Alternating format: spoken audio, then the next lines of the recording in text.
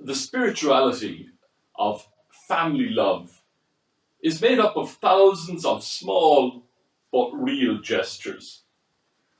The process of becoming a family has its fits and starts and is never ending. The Feast of the Holy Family is included in the midst of Christmas to offset the deterioration of family relationships and human decency by modern culture and materialism, which often work to erode moral values and faithfulness and even common courtesy to one another. Actress Kate O'Toole, daughter of legend actor Peter O'Toole, speaks glowingly of the relationship she shared with her dad. Sadly, that was not the case with her mother, award-winning actress Sian Phillips. Kate says, "She was never nice to me. I never spent one moment in my mother's company that wasn't fraught with tension." Meanwhile, PJ Kirby and Kevin Toomey, the two Cork lads behind the hit podcast I'm Grand Mam, when speaking about their mothers, they assert that we're both Rachel and Nuala. And when we moved away from home, we felt the need to convince our mothers time and again that we're doing okay, no matter how badly our week was going. In today's gospel, we can see that as a young person, Jesus is beginning to shape his identity. As with all families, this can cause difficulties. Parents want to protect their children, while adolescents want to explore and expand their horizons, and conflict often ensues. One must wonder if Mary's heart sank at Jesus' response to her, "Did you not know that I must be about my Father's business?" There are times in all the crossing places of our own lives when we battle with the cautioning tapes of parents, teachers, and priests still turning in our heads. The poet Rumi liberatingly declares, "You must give birth to your images. They are waiting. They are the future waiting to be born. Fear not the strangeness you feel. The future must enter into you long before it happens."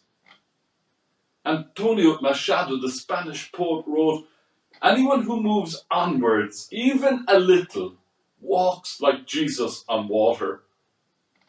To step out of the boat of our secure lives onto a precarious surface that may not hold our weight is a very foolhardy thing to do.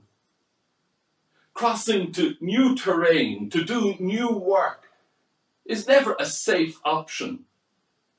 But once you begin to know yourself, to feel the shape of your soul, to have one courageous conversation with your true essence, then you have no choice. The theologian Megan McKenna tells a story from Turkey called Hide and Seek. It involves a wise man and a bright young boy. The boy says to the wise man, "You know, if you don't look into your own heart, you will never know what wisdom and truth are, or their power to reveal and transform." After a while, the young boy spoke again. "And if you don't look into others' hearts, you will never find faith or love." This is why Pope Francis repeatedly refers to the need for a language of the heart. Writer Joyce Rupp beautifully expresses the word of love in terms of melody. She compares each soul to an empty, silent flute awaiting the lips, fingers, and breath of God. Even in normal circumstances, Christmas is a mental health challenge for many people. Studies indicate that spikes occur in financial stress, alcoholism, relationship issues, and loneliness over the festive period. At the heart of all of this lies the urge to compare ourselves to others.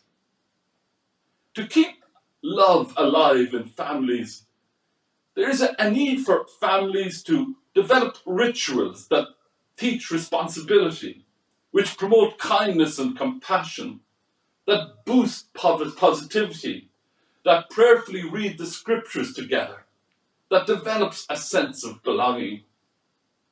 It is good to bear in mind that in happy family life, sleep can equal happiness, that you can't pour from an empty cup, that laziness is a lost art, that handling conflict well is essential, that your flaws are probably more attractive than you think they are, that digital detox enhances well-being. COVID-19 has brought its own challenges and bruises. Parents fear a return to the classroom at the kitchen table. Surveys focused on 12-year-old children in this COVID-19 era reveal that 12-year-olds are drawn between the enjoyment of more time with their families and getting fed up that they are stuck with them. The parallels with Luke's account of the Holy Family today are powerfully interwoven. Prayerfully, we ask God to help families to grow in wisdom and age and grace. Amen.